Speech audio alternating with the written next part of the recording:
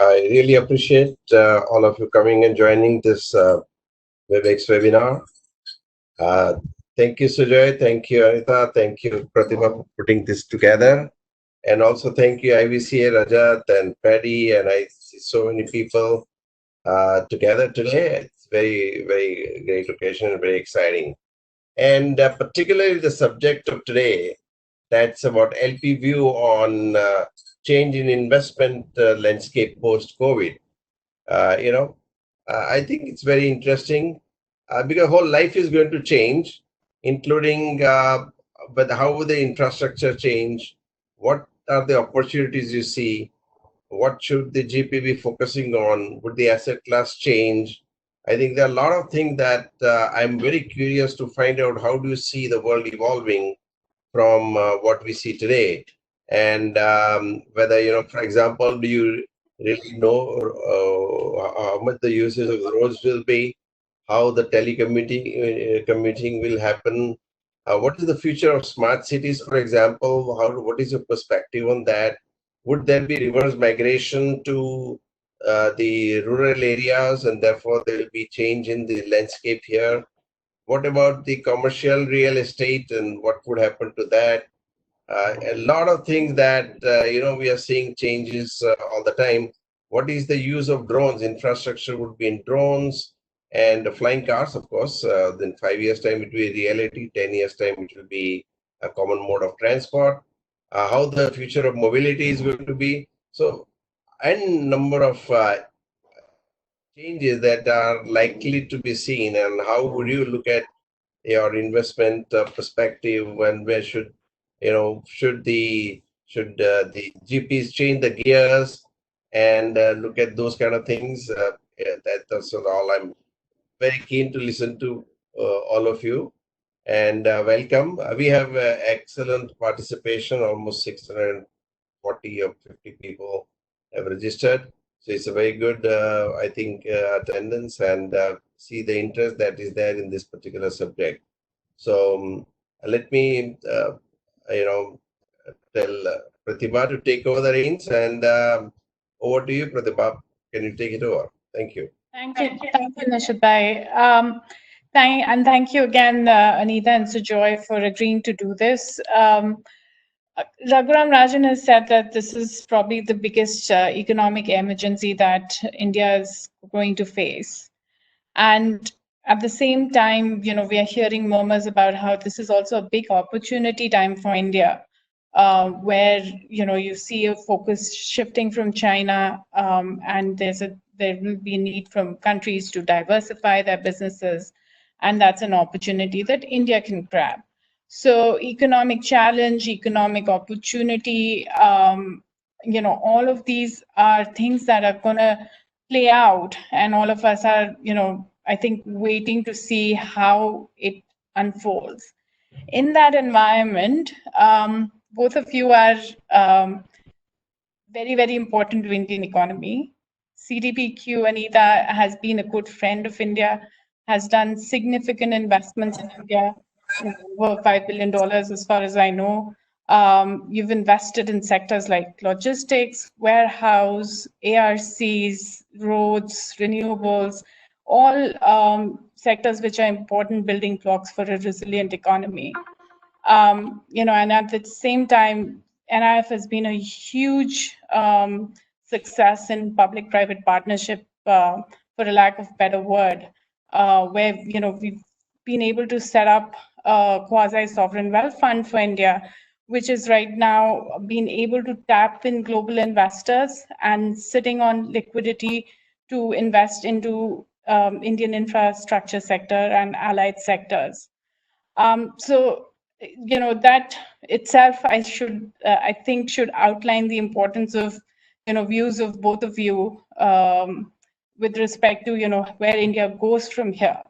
So with just that very quick background, Anita, if I can ask you to just give us your views as to, what happens to global pension funds, sovereign wealth funds who've been investing very heavily in India and investing in, important sectors like brownfield, infra, logistics, warehouses.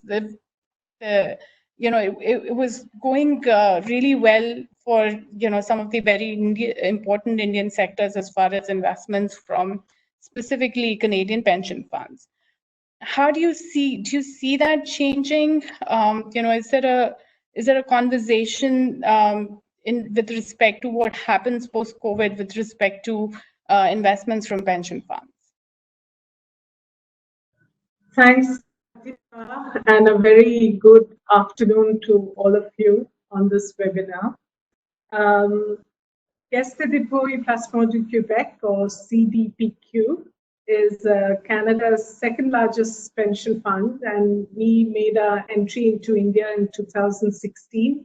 And since then, we've invested about $7 billion. And as Pratibha very eloquently has already explained, it's across almost all asset classes.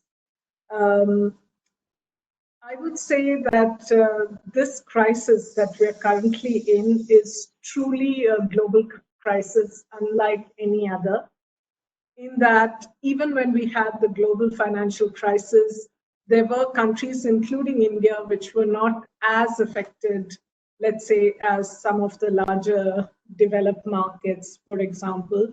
Similarly, in the Asian crisis, that was more regionally contained. This pandemic is actually truly a global crisis, and I would say that more than 170 countries have seen already a shrinkage in the per capita global income. So, per capita GDP in their countries. So this is actually something unprecedented. And there are lots of numbers flying around, but the one thing that one knows is the uncertainty. And I would say there's also the uncertainty of whether there will be a vaccine or no vaccine. And as all of you, if you can get into the head of an investor, one of the things that makes us most uncomfortable is uncertainty. We like predictability, we like trends, we like time series of data, and uncertainty is unnerving for investors. However, having said that, I think pension funds and sovereign wealth funds have, and insurance companies, for example, have the advantage that we are long term. So we could actually be able to look beyond the crisis. And as I think it was Churchill who said, one should never waste a good crisis. And certainly in this one as well, there are a lot of opportunities that arise.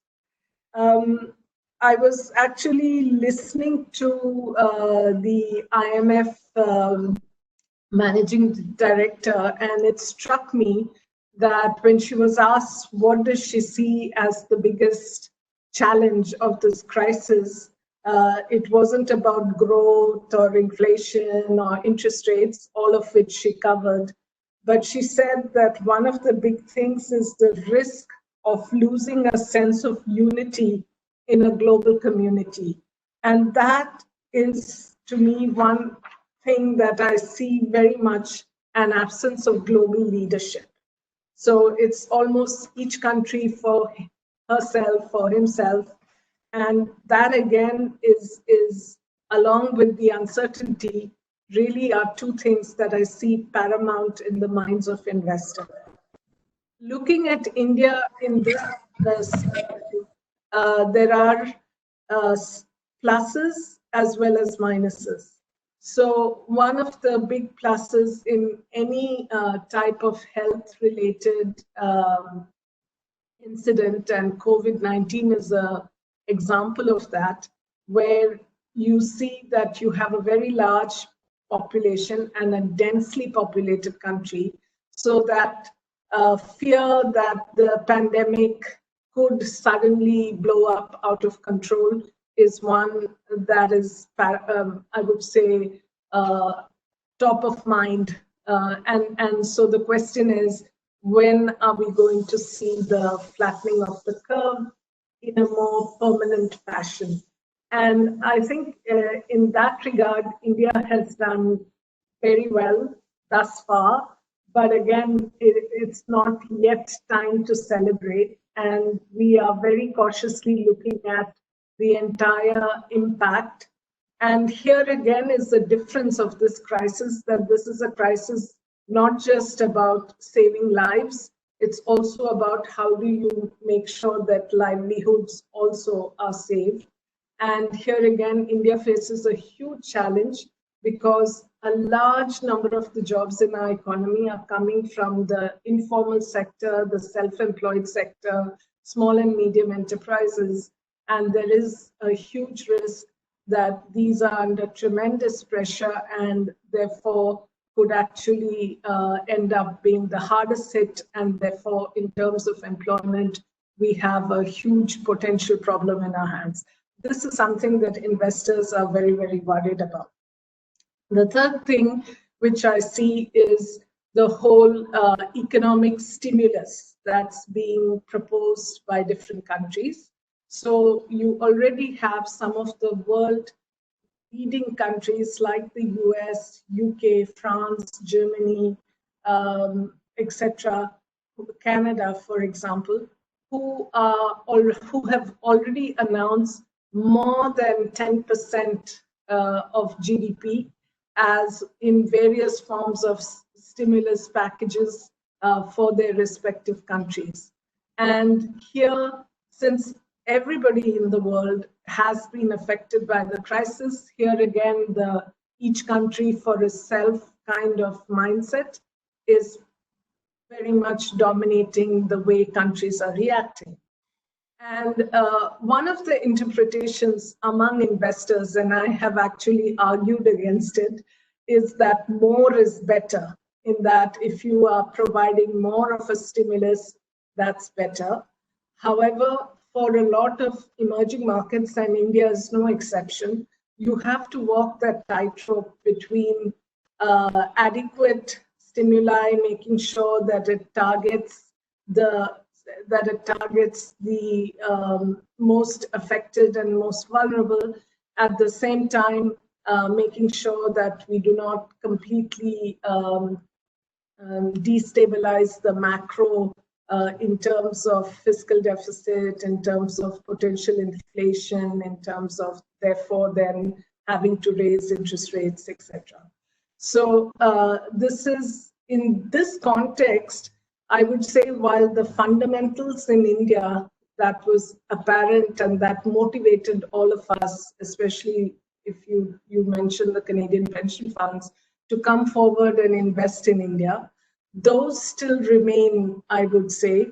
However, what we want to see in terms of stable growth, the assurance that the pandemic will be contained, the assurance that there will be bounce back of the economy, and that the stimulus measures that are being taken, both monetary and fiscal, will actually have the desired impact. That is also yet an uncertainty. And because of all this, I think there will be at least a period of wait and see. And in that period of wait and see, there will be a lot of analysis which is comparative. So we are already looking at, what is the crisis response of each country? And we are comparing the various fiscal and monetary measures. And based on that, coming out with which are the economies that we think will bounce back faster than others. That's point number one. Point number two, a lot of analysis in terms of structural changes. And Nishith referred to many of those in his opening statement. So I think that's really something also that we are studying in terms of what will the world look like post-COVID. And that will also influence the kinds of investments that we look for within the different countries that we operate in. So let me just stop there, and I can be more specific as people's questions come in. Thanks a lot, Anita. That's a lot of food for thought right there. And I will come back to you on some of these points because, this is both macro and micro, and it'd be really interesting to hear from you, what more you see the Indian government wanting to do, should be doing, and of course, what the GP focus should be. But Sujoy, if I can just bring you into the conversation, you're right in the middle of this. You're sitting with a lot of dry powder, and your fundraisers have been so successful. You also have a fund of funds that can help GPs, get that liquidity in this time. How are you seeing this crisis, and what do you think GP should be doing to tap into the liquidity we know is out there? Thanks, Pratibha, and thanks to NDA, Nishith Bhai, to IVCA, and Anita. Great to be always on a panel with you. I think Anita's so good at setting the macro perspective, and I think Nishith Bhai brought up some of the key questions, trends that we need to think about. I'm going to go a little bit micro, and I usually follow Pratibha's directions because they are usually good for us. So I'll just follow her directions and focus a little bit more on NIIF. But I wanted to take a moment to really acknowledge that we are actually the lucky and privileged ones in the current situation. And I also want to say that there are so many people that are so deeply wounded, is the word I would use, in this crisis, that whatever discussion we have, I like to keep that front and center as we think about what we are going to do. And I think even in a standpoint of whether it be India or the US or wherever, if we don't keep step in step with the political economy, I think it's going to be very difficult for any of us to operate. So that's the general sort of overarching comment I would make. And also, I think second, what Anita has said, that we are really in phase one of this crisis. And it's highly uncertain. And it's going to be, a lot of it is going to be adaptation. We are really going to have to adapt to what happens over the next phases. And with that, I'll kind of switch to NIIF and maybe start a little bit with the background and then go to, so I'll go through the concept of NIIF, the fundraise that we've done, the investment strategy, and then I'll talk a little bit about where we are now, how I see India, and what NIIF is trying to do. And I'll probably try to bring in some of the things that Nishith Bhai had brought up, and I'll try to do this really quickly. So Pratibha, just stop me if I'm going over. So the concept of NIIF, as Pratibha said, was a public-private partnership approach, but it was to create a fund manager. And it was to create a fund manager with certain attributes. And those attributes were, it enjoys the sponsorship, the investment, the backing, and the partnership of the government of India. And I think that was crucial to start this with. And by the way, I must acknowledge that Nishith Bhai and Pratibha were there actually from the beginning of NIIF and helped the finance minister Jaitley at that time and his team put this whole thing together. So I'm simply executing what they had started at that time. And then despite that first attribute, the concept of NIIF is that it operates professionally and independently, but it also operates at scale. If it doesn't operate at scale, it's pointless, because then it's really a mosquito bite and it really doesn't do anything. And then the third attribute is that it operates in collaboration with others, with domestic and international investors, such that government is actually a minority. So the others are actually a majority. And the whole concept of this is that the idea is to take the government's money, and the government actually put in quite a bit of money. They put in 20,000 crores to actually seed this, and to multiply this many times to the point that it actually goes into an investment on the ground. So the concept that we've come up with has a multiplier of almost 20 times to the government's money. And the way we've set it up, money coming in, getting together with others in a fund, then that fund investing in a platform company, again with others, and then, or in another fund, and then finally that going into an investment, and then able to leverage that investment with debt. So through the whole process, every rupee that the government puts in, the idea is to get 20 rupees into an investment. So that's the way we're really thinking. Now, in order to make this whole thing happen, the crucial word that comes into play is governance. So without the right governance, this does not happen. And so when I was actually made the offer for NIF, the main conversation I had with the government, I was actually walking into a PSU at that point of time. But the main conversation I had was, I asked for 4 things: complete independence on recruitment, reconstitution of the board. At that time, the board was all government. Clear path to capital. So it's great to have 20,000 crores from the government, but we need the path to that 20,000 crores. And no one from the government on the investment committee. In fact, no one from any investor on the investment committee.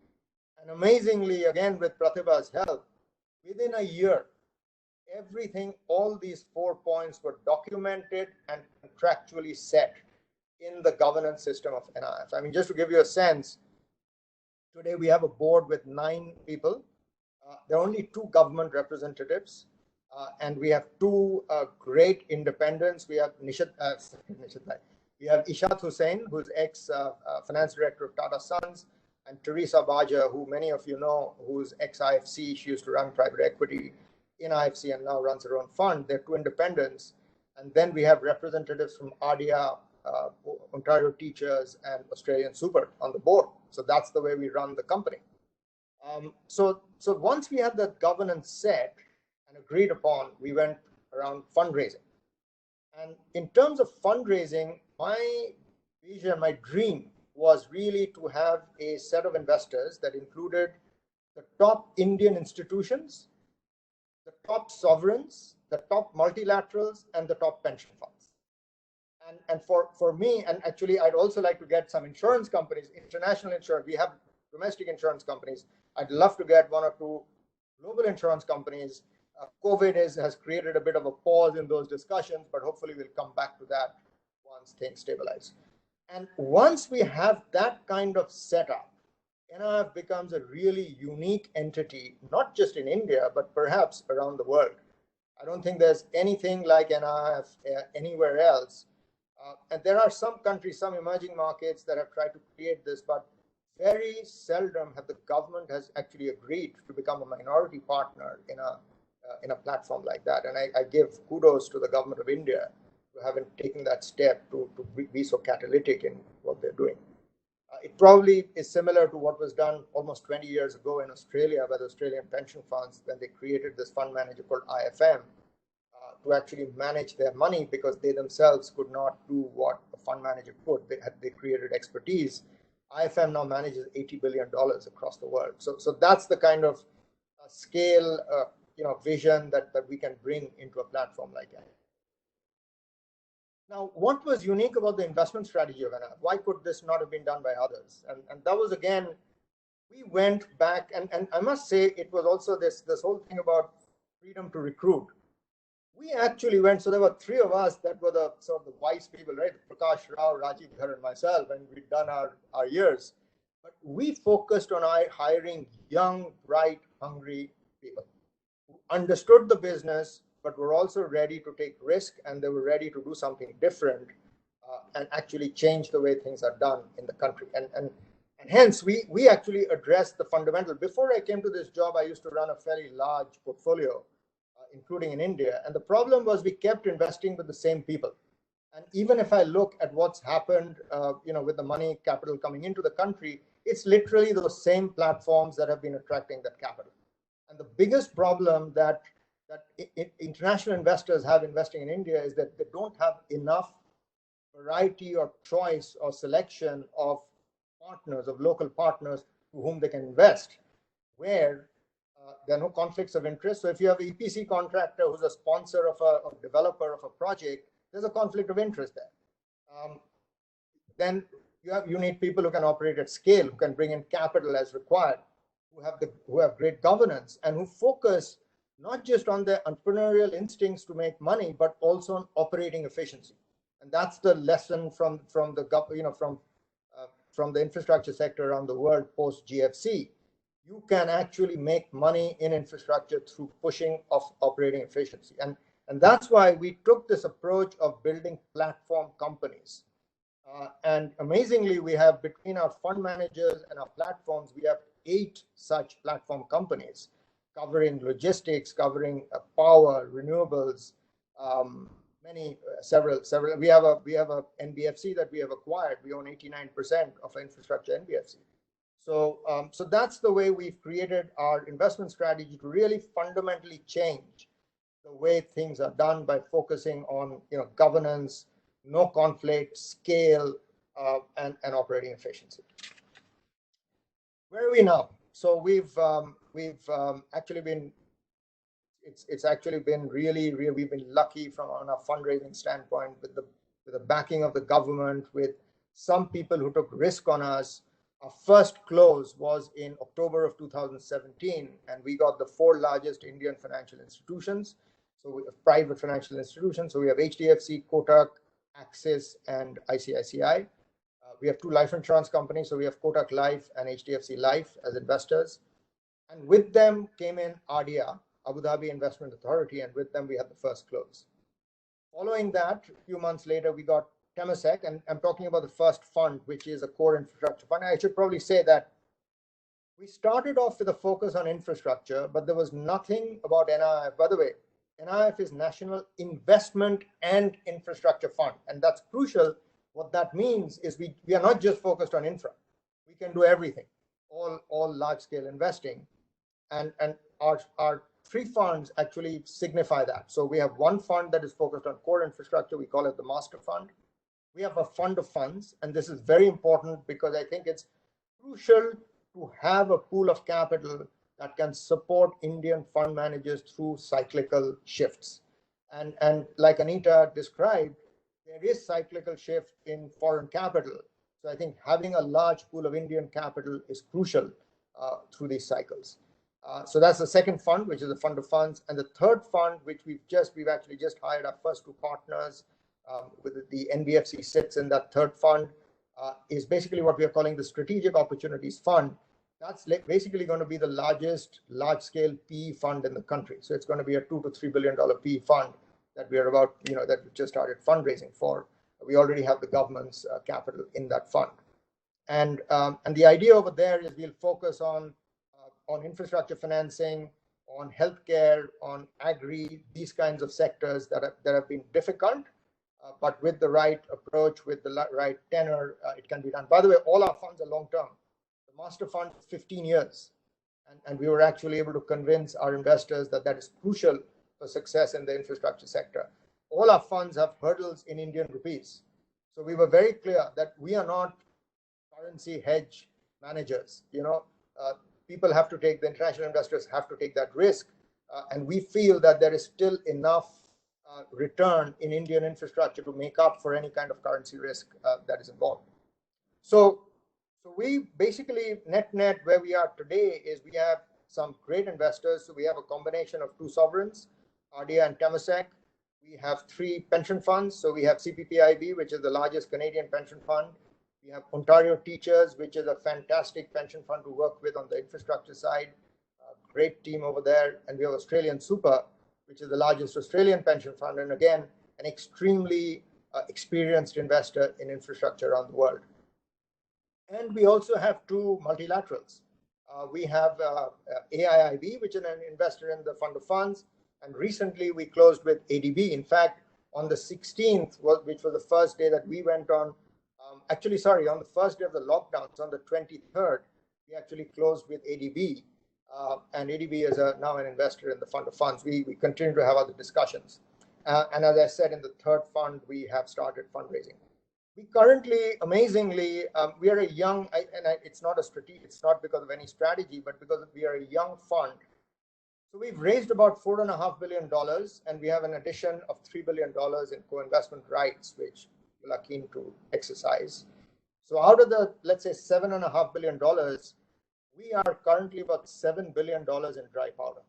So out of our $4.5 billion of blind pool capital, we are probably around $4.2 billion in dry powder. So we have this great advantage that we don't have a portfolio legacy problem. And at the same time, we have a lot of dry powder, and very interestingly, what's happened is that investors have been telling us that even if they, like Anita said, they do a bit of wait and see, they are actually very happy to have investments with us because we continue to be their they're sort of their first point of contact right now in this environment with investment opportunities. So we will be investing, and we are actually extremely busy. Our investment teams, I can hardly get them on the phone because they're continuously on some discussion or the other. And it's widespread. I mean, we are looking at opportunities not just in infrastructure. We are looking at opportunities on the fund side and secondaries as well. And we are also looking at multiple sectors. We are looking at opportunities in the agri sector, in the healthcare sector, and so on.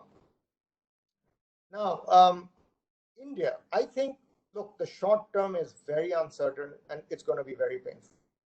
There is no doubt. I agree with Anita. I actually think China and India, which have taken the calibrated approach to stimulus, I was actually thinking that we should go all in.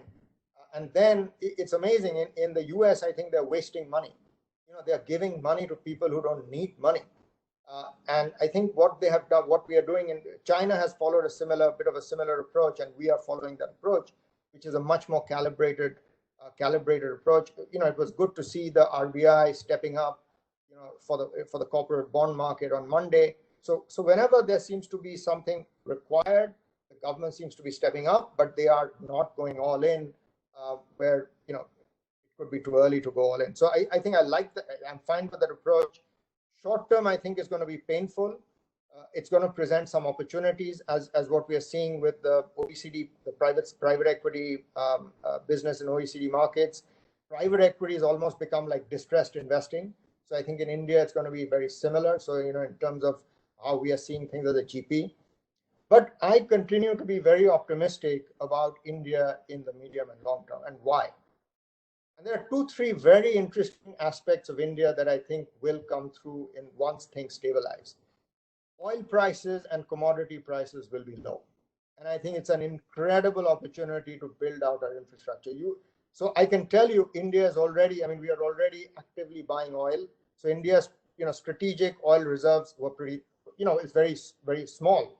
But India, I can tell you, will use this opportunity to actually buy oil and actually create some reserves for the next years, which I think is a phenomenal opportunity.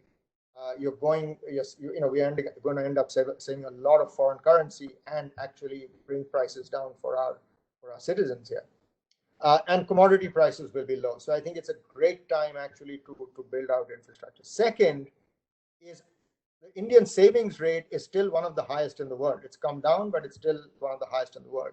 And I think it's time, at least we are going to look to turn to domestic savings for going ahead. And I think the next 2-3 years, my suspicion is that international capital will be, hopefully they come back. I think a lot of it will depend on what's happening in the US and European markets. But if those stabilize, hopefully they come back. But if there is a slowdown in international capital, I think it's time for us to really start working with domestic capital and actually to start helping our pension funds, insurance companies to understand how to do private equity. We can't just go and tell them invest. I think we have to go through a process of helping them understand private equity, working hand in hand with people like Anita, because people like Anita give them a lot of comfort because they think similarly to those guys, and actually creating a whole environment where they feel that they can come into private equity. And we are working actually with the government, where we are trying to figure out how to help channel some of these domestic savings to do greenfield infrastructure, because I don't see foreign capital doing greenfield infrastructure. And we still think that there are ways to build greenfield infrastructure using domestic capital with the right kind of backing from the government. And we are going to do that. And I think it's going to be fantastic. So the combination of coming in, trying to harness domestic capital to build infrastructure when commodity prices are low, and then 4 or 5 years down the road, monetizing what we've built, by that time the foreign capital comes back in, I frankly think the infrastructure plans there could be a plan of how to do infrastructure in this very difficult environment. And then the other sectors, again, we will continue to back fund managers. We will continue to invest in some of the new sectors. And Nishith Bhai, your absolutely correct comments about the trends. The trends were already there. Renewable energy was already starting to become a key part of our energy, our fuel source. Technology was already starting to play a role. E-mobility was already starting. I think all this just speeds up tremendously, and I think they will also present a great investment opportunity for us. Thanks. Pratibha, I've taken up a lot of time. Sorry. No, I was actually so happy that we were getting Anita and you on the same panel. And now I realize I've done a huge mistake. I should have done a separate session each because we need a lot more time of both of you. And so Joy, just on NIF, we might have created the structure, but the energy with which you came into this and what you've built in 3 years and the kind of confidence that the government's deposed on you and your team, I have not seen anything like that in either my international or national career. It's really commendable. And $7 billion all committed to India. This is not capital that will see how India does or doesn't do. This is for India, so that gives us a lot of reasons to cheer about.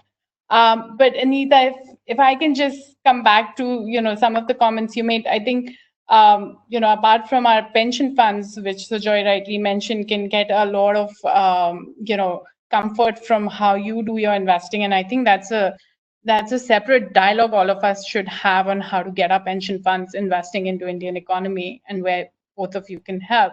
But the government looks to you, right? I mean, or should be looking to you, and I'm hoping you're having those dialogues.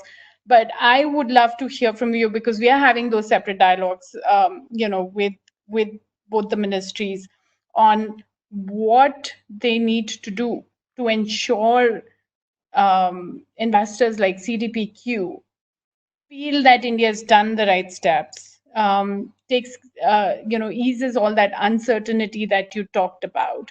So I would assume you're happy with how India is focused on dealing with the pandemic right now, rather than the focus on opening up of the economy in some of the other countries. But what are the next steps that you want from a macro perspective from India? And then, because we promised GPs on the call, what should the GPs be doing to be attracting those capital, especially the ones that were on road? We have some of them on call who were already in the process of reaching out to people like you for fundraising. What happens to that process? Thanks, Pratibha. And if I can add to what you just said about NIIF, and Sujoy is an old friend and colleague, but this is not the reason why I say what I say. I think Sujoy and the team has done a fantastic job. And what we have in NIIF is really an institution, in addition to the dry powder, having these kind of very strong institutions which bring the combination of government funds and private sector approach is, I think, unusual, and the success in execution to date is really commendable. So congratulations, Sujoy and your whole team.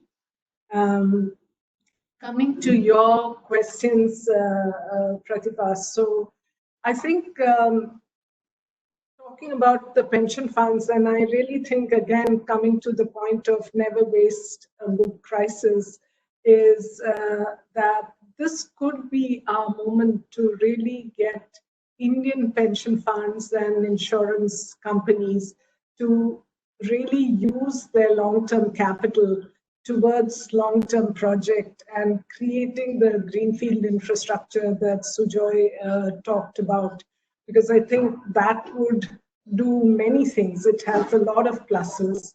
So one, it's tapping into long-term domestic capital, which thus far has really stayed away from these sectors. And I remember one conversation that I was having with some domestic investors, where I was thinking to myself, the ordinary citizens in Canada whose pension funds we are managing are investing more into Indian infrastructure than our own pension funds. And that really begs the question, why shouldn't we have our pension funds with long-term capital coming into infrastructure? And here I can give an example of what we've done in Mexico and more recently in Colombia. So we've partnered with the 6 institutions, 5 of which are pension funds in Mexico, to create a platform of $2 billion and investing that in different infrastructure projects. And there's a great combination because the local pension funds know the local markets, know the local sponsors, understand how things work, and bring domestic capital. We, as a global investor, bring the due diligence, the kind of assessment, and coming from the mindset of a pension fund, where the first question always on top of our minds is whose money are we investing? So the approach of a pension fund investor is, in that sense, is one which really is looking at risk and return in a different way. And that, I think, is something that we've shared with the Mexican pension funds, and jointly we've made these investments. Having seen the success of that platform, Colombia actually approached us and said, can we do a similar platform in Colombia? And we just committed $500 million to that platform, along with an institution which is a national development institution within Colombia called FDN, as well as the 4 Colombian pension funds. So this is a model that could very easily be replicated in India as well. Coming to your question about what more can the government do? So I think the government has taken very good steps in terms of, especially targeting the poorest people in the country, which I think has for all of us at this stage to be a big priority. I also have to say that we have to make the link between corporates, businesses, and jobs. And we really need to make sure, and that's another way of protecting the vulnerable as well as the aspiring population in India, is that we can keep up the level of jobs, and that can only happen if corporates are functioning. One area where I think the government can definitely do more is where we have released a lot of liquidity to the banks, but I don't see the transmission of that liquidity further down to NBFCs, to SMEs, to the, I would say, other than AAA corporates, and that today is very much badly needed. So I think there may be an opportunity, and it has been done before in India in 2013 and 2008, where the RBI actually itself stepped in, or where you provide enough of a backstop to the banks to make sure that they do reach out to the most, vulnerable. And that's not to say that we should be taking irresponsible or making bad loans. But I think it's very easy in this stage to look at which are the entities which had, a good ongoing business, which had the kind of management, and where COVID has, in some cases, completely wiped out their revenues. And it will take them anywhere between 6 months to a year to come back into the system. And there are many, many schemes that one could think of which both benefit the government in terms of tax collection as well as benefit industry.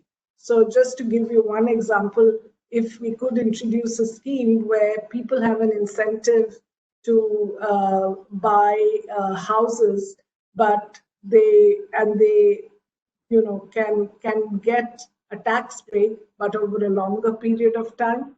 Whereas the payment right now is both for the house as well as for the taxes that are due.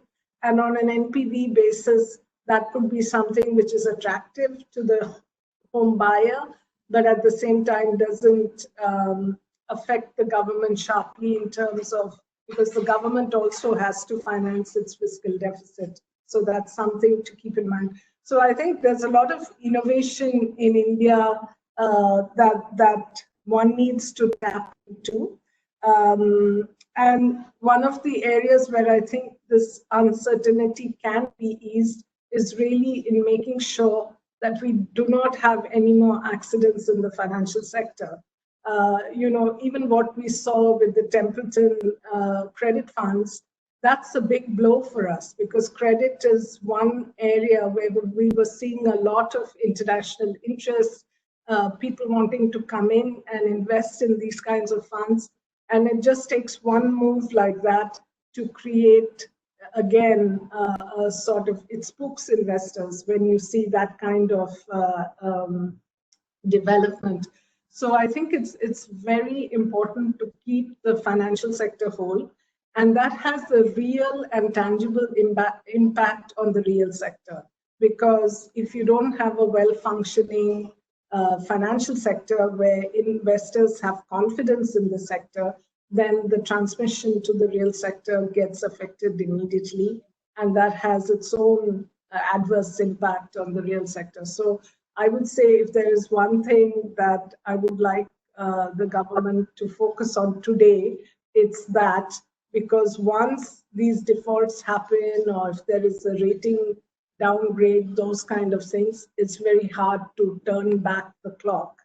And while I love Sujoy's thoughts on domestic capital, and I always say that domestic capital is a signal for international investors to bring in international capital, I still think that India needs the international capital, and it's really going to be an even more competitive world to attract that capital, because today everybody needs it. Everybody has the same challenges to varying degrees that we have, and therefore we need to really go out of our way to make sure that we make India as competitive as it has been, and that we can attract that international capital to follow the domestic capital that Sujoy has.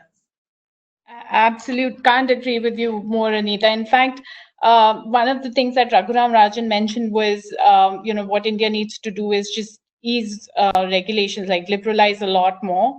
That's India's liberalized always in times of crisis, and this is probably another step that I'm sure you will agree. If we can just ease those regulations, that'll also help with a lot of the uncertainty that the investors face, just practically, apart from the macros of it, just the micro management of your portfolio on a day-to-day basis and the kind of deals you do. So we're actually having a call with the Commerce Minister tomorrow to figure out, where those pain points are just among a group of lawyers, and, figure out how to ease those further. So, hopefully that gives you more comfort. But I think from this discussion, at least I'm getting another fund, probably another fund idea coming up, where, you have like Cdpq and IF coming with the domestic pension funds and setting up a fund that can start investing in India, where they can rely significantly on both of your expertise. So who knows, something for you and Sujoy to take back. We would love it. It doesn't sound like a great idea, and we can just take complete credit. NDA can take complete credit through this webinar for it. And we are not charging, at least for the idea. Thank you, Pratibha. Totally your intellectual capital. But I'm dangerously running low on time, so I'm gonna just bring in few of the questions that we are getting, and plus we have questions from IVCA members. Devay, are you on? Yes, I'm on. I know you had a question for Sujoy. Can you hear me? Yes. Okay. All right. So, the challenge, in the question when you have, heavyweights like Sujoy and Anita is that they don't leave anything on the table to ask questions. But I'll try hard now to ask a question. It's not that, we have not had challenges in investing in India. So we have had various challenges. COVID is another, just small addition to it. Having said that, the pandemic has kind of rebooted everything, including rules of business engagement, and so on and so forth. For example, humans now have kind of proved very vulnerable in this kind of situation. So the need for enhanced technology or whatever that is. Then, yesterday I was talking to a friend architect of mine, and he was jokingly telling me that in his new plans, he's not going to put a wardrobe in his house. I asked why. He says, people are working from home. You don't need clothes. And if you don't need clothes, you don't need wardrobes. So that's the kind of changes which we are seeing, right, all over. Now, having said that, the question to Sujoy, does any high-level tweak come to his attention, generally, for doing business for GPs, and particularly for renewable energy investing in India? So basically, redundancy management.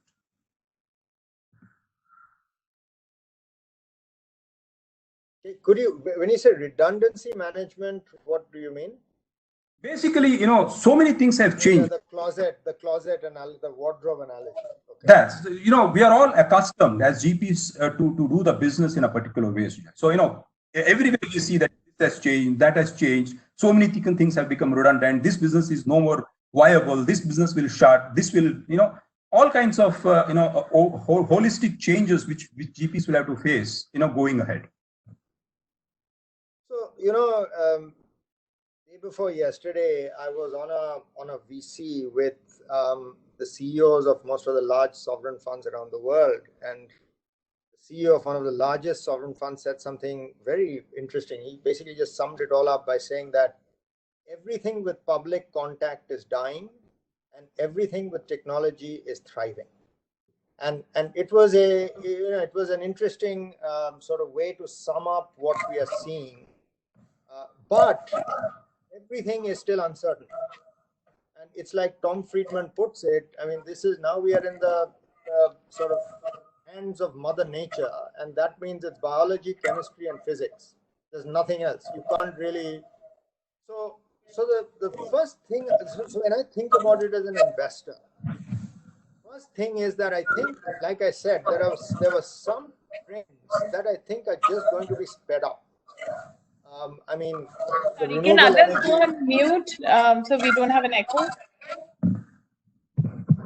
The renewable energy trend is clearly going to be sped up. There are some other aspects where the trends were not there. For example, healthcare.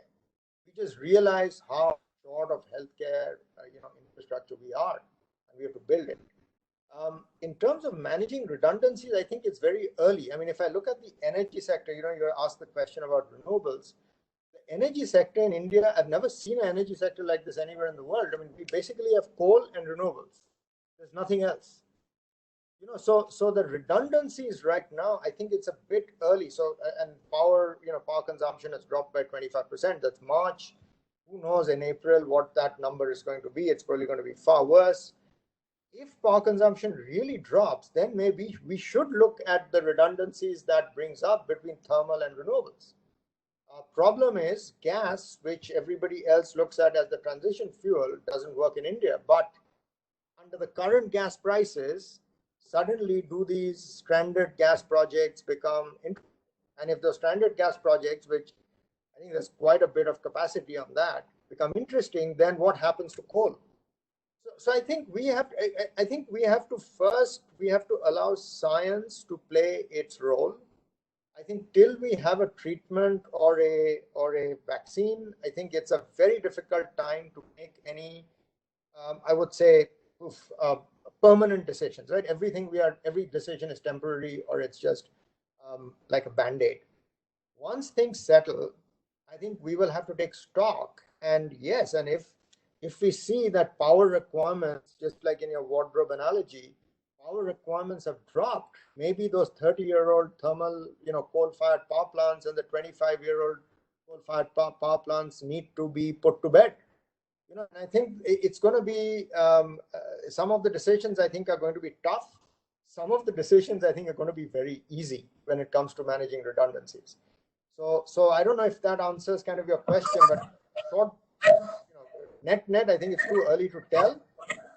And then on the other hand, when the time comes, I think some of the decisions will be easy, some of the decisions will be tough. Thanks, Sujoy. Thank you very much. Paddy, are you on? And did you have any comments or question?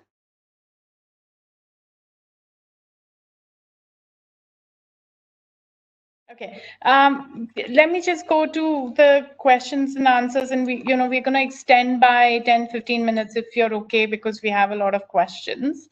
Anita, maybe this is for you or both of you actually. What happens if the interest rates are lowered significantly and inflation remains high?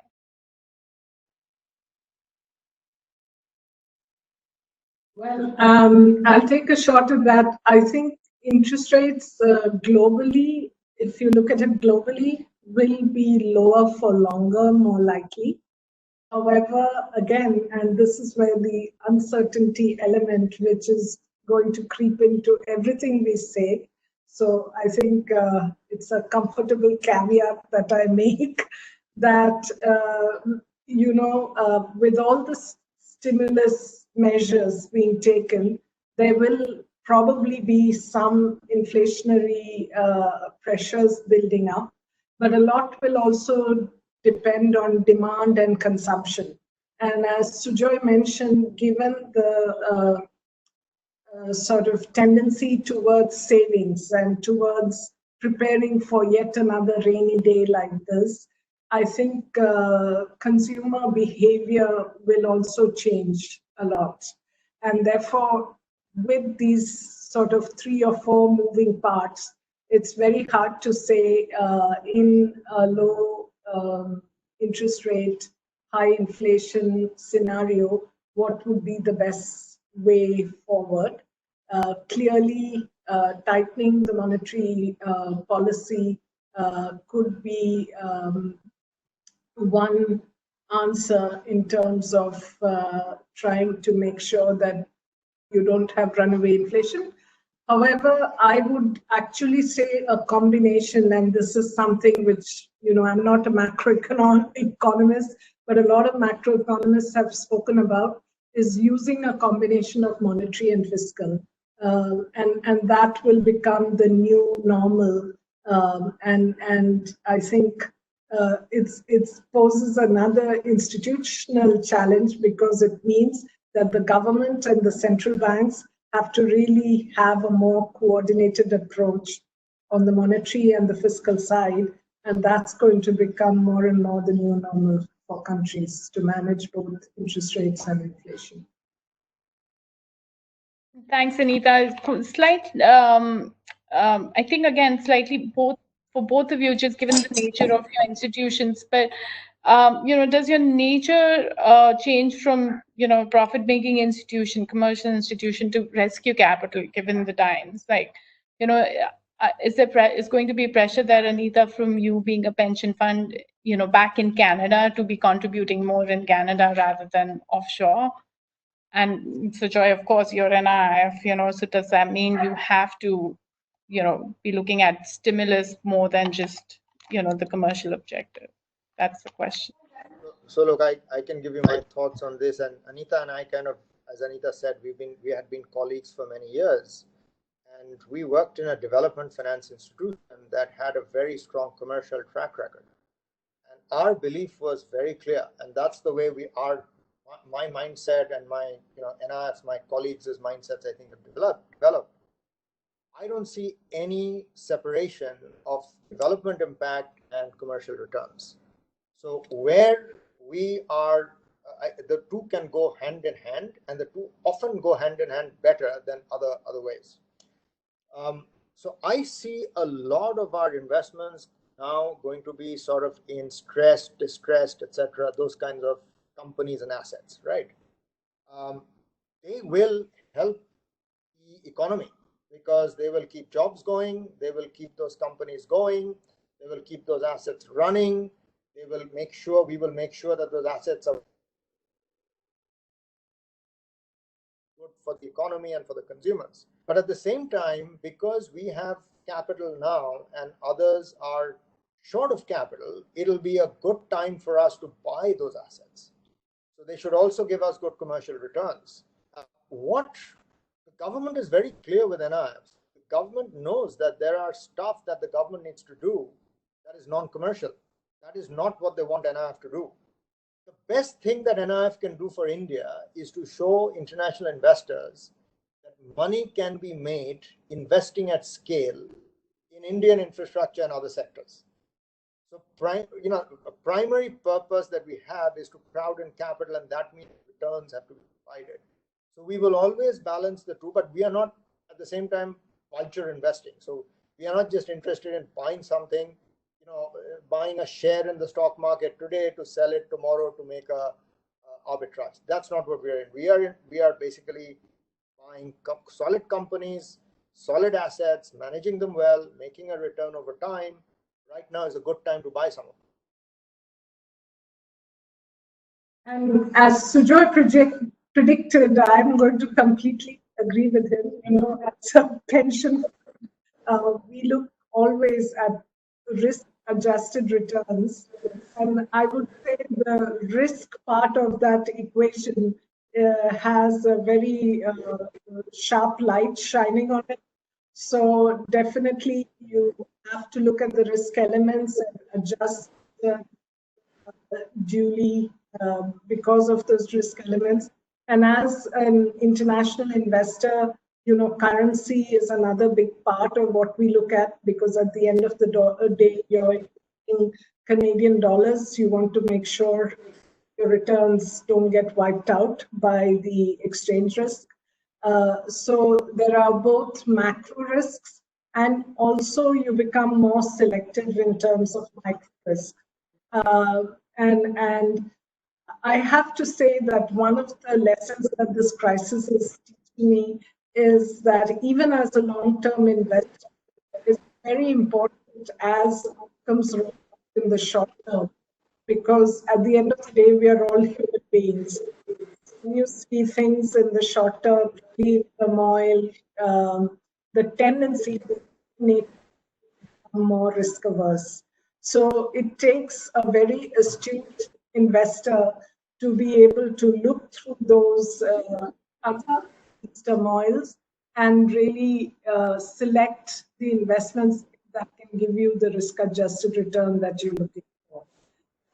One other point I quickly want to make, and this is in response to the previous question and also something that Nishith Desai said. Just as we went into COVID, I don't know if you remember, there was an international report that came out that said that 14 of the most polluted cities in the world are in India. And today, when I go out into my backyard and look at the sky in Delhi, even in Delhi, it's a very nice view. So, I really think this is an opportunity for India to reinvent itself, especially on the environmental side. And again, as Sujoy said, I have to say that I am an absolute believer that you don't have to have a trade-off between the environment and development and returns. It's just that you have to be smart. And I think this is another thing where in India, we have a lot of smart people, a lot of entrepreneurship, smart GPs. So if you want to have an edge in this very competitive world, I would really advise GPs to take a complete relook at the way at which they look at fundamentals within projects on the environmental, social, and governance side, but also more broadly sectors that are absolutely going to benefit India reinventing itself. There will be a lot more capital that gets attracted to that. And the second thing is, again, before COVID, a lot of us had been doing portfolio reviews. How is technology going to disrupt the incumbents in many of our sectors like retail, healthcare, education. I think that has already happened. And again, I feel that India has a huge advantage again because of our entrepreneurs, that we could be leading the way in terms of reinventing these sectors. And last but not least is we saw the urban-rural migration with all our migrant workers. My sense is that that again gives us an opportunity to really look at urbanization, truly smart cities, not just for namesake, but truly cities which are organized more smartly and more user, citizen-friendly cities. These are all opportunities that are really there. The question is, can we be smart enough to convert these good projects with the kind of risk return where we can attract not just domestic capital, but the liquidity which is hungry and looking for more sustainable infrastructure, more sustainable projects. Pratibha, if I may, the one thing I wanted to add to your, because I think it's a very interesting question you asked. One thing we are going to focus on now is greenfield infrastructure. And we are actually working with the government. I think that's the need of the hour now. And we are working with the government, but we are going to do it again with the right risk return balance. Right. And hopefully we're going to be able to do it at a scale that we haven't really seen before. So we are working on some also, with that, in terms of the need of the hour, we are also working on some ideas that actually will be innovative and new, but balanced. We will not do anything that is not commercial. Pratibha, sorry, Paddy, come in. Sorry, I was on mute earlier when you asked me. Great talk with lots of ideas. I had just one more question to touch upon for Sujoy and Anita, which was, the supply chain disruption that's being spoken about.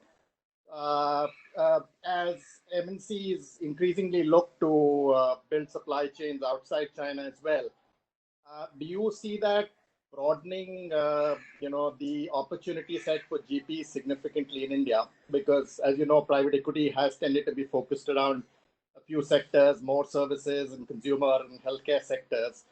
Do you see that, going significantly into manufacturing as well as an opportunity more over the medium term, aided, of course, partly by the corporate gain tax rates also being lowered for manufacturing?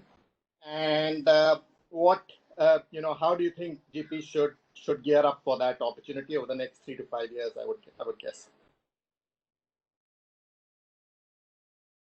Should I take that, Pratibha? Yes, please. Thank you, Paddy, for your question. In fact, it was one of the points in the global trends that I had wanted to mention, and it comes from a lot of different things, some which are pre-COVID. So already with the US-China tensions, we had seen a sort of emergence of a bipolar world, which in itself was causing some disruptions to the supply chain on the trade end because of the trade tensions. COVID, I think, going through the real experience of not having access and availability and broken supply chains, this is going to become paramount, and it's going to be one of the disrupted elements of how the world emerges.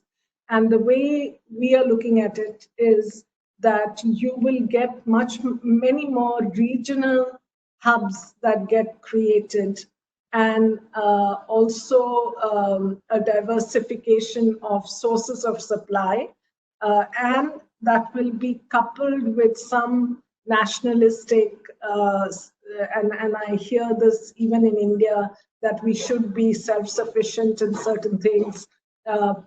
Macron of France actually made a whole case about how suddenly France realized that they are no longer self-sufficient in food supply, and how that's going to be one of the priorities for his government. So many countries are being hit with the reality of the way global supply chains have developed. Having said that, I think India has a huge opportunity, and we should not miss this, because we are seeing a shift away from China, and it's going to most of the Southeast Asian countries like Vietnam. Vietnam has been a big beneficiary. Indonesia to a lesser extent, Philippines to some extent, because they also, on the services side, they have a strong English-speaking population. But I think the advantages that India has is in some ways unparalleled. And we really need to be able to tap into that and attract companies that are looking to diversify their supply chain. Where India has done very well on services, less so on manufacturing. And I really think the GPs could play a role. The key thing on manufacturing is, I would say, three things: scale, quality, and cost. And on all these three fronts, India has not always had a uniform approach. Like if you think of Japan, if you think of Germany, on each of these, they have been able to achieve that, right? Even with small domestic markets. And I think here again, India has the advantage of a large domestic market, plus bringing in, global players who want to diversify. So I think this is a great opportunity for India. And maybe, Sujoy, this is for you, that as NIIF, we could do some brainstorming in terms of which are those sectors where really India could have advantage, and how do we woo in investors, global investors who are looking to diversify, global companies who are looking to diversify their supply chains and bring them into India. And it's both the products itself, so the manufacturing or the services, and the infrastructure for making robust supply chains so that delivery can be on time with quality, etc. So we have to look at both aspects, the content as well as the infrastructure to deliver those content. Thank you, Anita. That was quite helpful. And Sujoy has been quite prescient in these matters. I think in his LP meet, he had a panel on some of the factors of production for India to become a sort of a supply chain base. So it'll be great if Sujoy, if you can put some more thinking around it, because it could open up much broader opportunities to GPs than they've been focused around in the past. Thanks a lot. Thank you, Patty. Thanks, Patty. Can I just take one or two specific questions that are there on CDPQ and NIF? So, one question on CDPQ is investing into stressed infrastructure projects, which is important for last mile funding, a part of mandate for CDPQ in India. So I would say that we focus on brownfield assets, and these assets have been traditionally, I won't put them as stressed, but more revenue generating assets. However, having said that, the idea of creating these platforms with assets is that in the future, as we establish a base through these platforms, we will be able to take advantage and start investing in stressed assets once we have a team in that particular sector in place. The second thing I would say is that we've invested through funds like the Edelweiss ARC in stressed assets, not directly, but through other partners who we have. So that is something that we'll continue to do. And once we establish platforms, I think we would be very open to investing in stressed assets that can be turned around. Thanks, Anita. So Joy, for you, there's one question on, how are you doing valuation and due diligence at a time like this, and has your valuation methodology changed? It's very difficult. It's very difficult because of the uncertainties involved.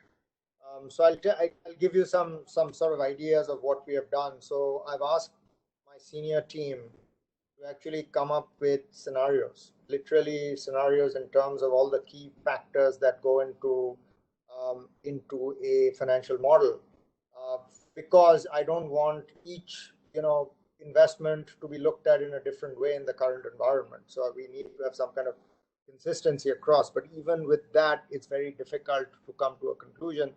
So what's going to be our growth rate, next year? Very difficult to tell. What's going to be the interest rate, the relationship between GDP growth rate and interest rates and inflation? Somebody had asked the question. Very difficult to predict right now. So what we are really focusing on, and then there's one other thing that we are very clear on, which is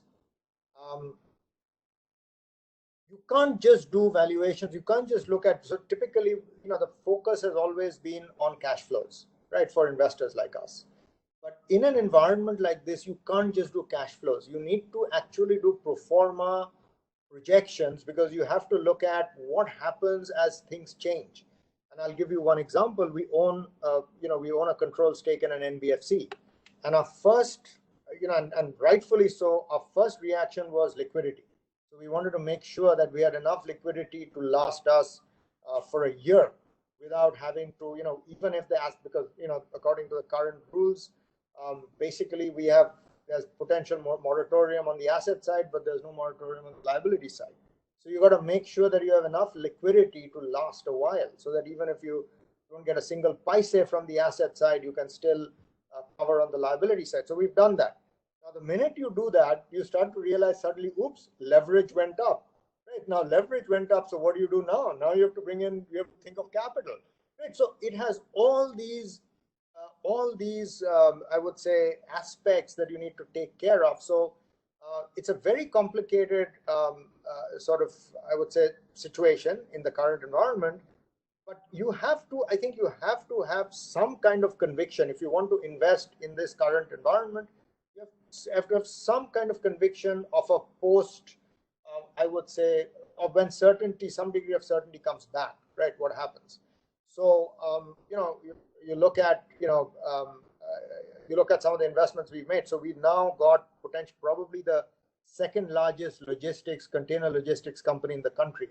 We actually closed one of our acquisitions last week, because we still have conviction that logistics will be container logistics will be an important business once things stabilize. But what are we doing alongside it? Because we know we will take a hit on whatever we had done, financial hit on whatever we had done in the past. So what we're also doing is to do M&A right now. So the way we invest is through platforms. Now, the advantage of platforms is, as long as your platforms, it's not one investment, you're investing over time. So what you do is, sometimes you invest at a time when valuations were high, but you're able to make up for it by staying through the cycle when the cycle is down, when valuations are down. So absolutely, you have to adjust, your valuations. You have to adjust your mindset. There's one discussion that we are having where the current valuation is almost 40% lower than what we were discussing 2 months ago. I mean, it's scary in terms of what's happened with the valuations of some of these assets. But it's not I wouldn't say that we have a science to do this. I mean, it's some of it is, as I said, is very, very strong analysis. Some of it is some degree of conviction. Some of it is going towards, someone had a question about flight to safety. The way I see it, we are going to invest. We are not going to go to cash. But we are looking for, like Anita said, selective sectors, selective assets, where, Nishith had started by saying that even when we come out of this, these are the sectors that you have a higher degree of conviction, that you can predict what's going to happen. And that prediction and the conviction is going to drive your projections, that then drives your valuation. So very difficult, but great question.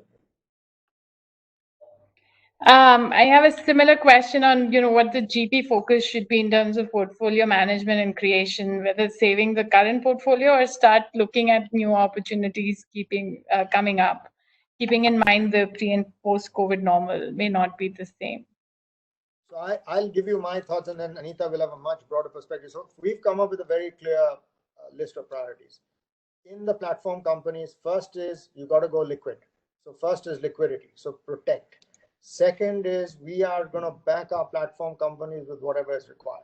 We have capital and we're going to back because we have conviction on those businesses, right? Third is we will try to do more with our existing relationships. We know those relationships, there's trust, and only after all that will we start looking for new relationships, new opportunities, etc. And when I say existing relationships, a lot of them were discussions that have been going on for some time, which haven't yet closed, right? So you go back to some of those because you know the people, you know the assets. It's much easier to. So we've come up with a kind of a priority list, which is kind of that. Anita, your last words. Sujoy has made it easy for me. I'll say ditto. So as I've spoken very often that we use a partnership approach to investment. So first and foremost is really making sure that our partners are well in a good situation and helping them. And we've actually already done that, as you may have seen. Even since the NBFC crisis, we've stepped up and supported our existing partners. And that's something that we very strongly believe in. And especially in hard times, that is something which, again, stands out in terms of the kind of investors that your partners would like. But having said that, we are really looking at what are the emerging sectors and opportunities in each of the countries globally that we cover. And we are seeing some very interesting opportunities. And I think that's something that we may not jump in right away, but we're doing all the homework that we need to do, including relevant new partners in those sectors. Where we hope to make investments as soon as they say, the dust settles. Thank you, Anita. None of us know when that is, but I will end here. I've got this one rare exception from Nishith Bhai to extend the session. We typically end at the 1 hour mark. But just given both of you there, I don't think we had a choice. But we weren't able to take up all the questions. We'll try and send them to you. If you can answer them, we can send it back to the people who post them. But thank you so much for taking time out of very, very busy times. And thank you once again for all that you're doing. I mean, right now what you're doing is not just what you need to do to make your institutions commercially viable, but absolutely necessary for the Indian economy. So thank you. Cal, it over to you. Unless Nishith Bhai, you have some comment. Yes, please. Yeah, I think now that we have extended, I'll take the liberty of taking a couple of minutes. I think it's a great opportunity to talk to stalwarts like Sujoy and Anita and a number of people in the audience. So very quickly, a couple of things. One, while we really sympathize with people who are the victims of pandemic, but some of the good fallouts, I hope it continues forever. For example, no traffic jam. We are able to see, and Sujoy, you just mentioned about Ishaq Hussain. He's my neighbor, by the way. And at one point, we are now able to see dolphins in the ocean, and at Chapati, we are able to see some peacocks, and on Juhu Beach, some deers and stuff like that. So I think in terms of environment, environment has never been better before. Maybe you see the same thing in Delhi, Anita and Pratibha. Skies are looking clean and all that thing. I think we should continue the same environment in the coming times. It will affect the cars and also affect the infrastructure revenues because roads will not have so many tolls. But I think in larger interest for us, we'll have a lot of time to walk and have cycles on the streets, number one. Number two, I think we have to really re-envision the entire infrastructure of India and maybe other countries as well. and new technologies will really make it possible for us to do that. I just was mentioning, passing remark on the smart cities, but the smart cities, I think we have to think in terms of de-urbanization as well. Of course, urbans have become de-urban now with offices closed, but I think it would be, more people would be happier going a little away from the city with technology that will allow us to do so. Today we can say whether I'm sitting in Narmal Point or in Delhi or in Chembur or wherever, it just doesn't make so much difference. We are more efficient, more effective. And with IoT and other kind of technologies that are coming up, I think smart cities will help us to distance people and at the same time stay connected in a virtual world. So as you mentioned earlier, that, distancing at the same time staying connected is going to be the new mantra for the future. I also feel that the time has come, and we should be interacting more on the new opportunities that are going to come.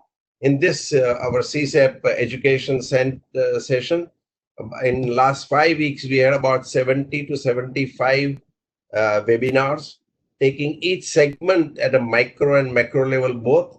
For example, on manufacturing of pharma, one of the biggest thing is environment. I think in the rush of all the industrialization and stuff like that, we are completely ignored at times, and it's then very difficult to turn back. So I think environment we have to preserve. Number two, we have I think some sessions coming up. I hope some of you will be happy to.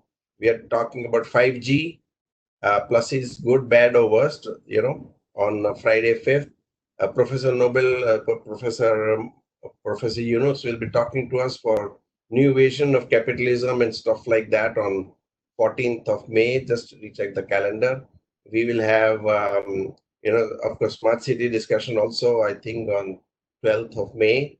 So a lot of interesting things are coming up. I hope our audience will be delighted to join, and we would be delighted to have you with us. So please keep a tab on the information that we send you, and we would really love to have you with us and interact, so we learn a lot from you. So thank you so much, and once again, Sujoy, Anita, Pratibha, and everyone, and Rajat, Paddy, all of you have been so generous in working with us, and thank you so much.